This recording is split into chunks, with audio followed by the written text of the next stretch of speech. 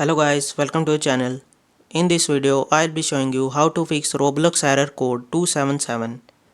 To fix this error, first you have to go to your home screen and here you will see settings, click on setting and in the search bar, click on storage and now again click on storage and see if your device has enough storage for apps to work properly. Sometimes low storage can cause app to malfunction. Hopefully this method will help you to fix your error. And if this method is not working for you, then you have to again go to your home screen and now find Play Store, click on Play Store and now in the search bar type Roblox and now click on it and here you will see any update.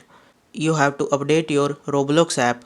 After updating your Roblox app, you have to click on play option and hopefully your error has been fixed with this method. Hopefully this method will help you to fix your error. Thanks for watching.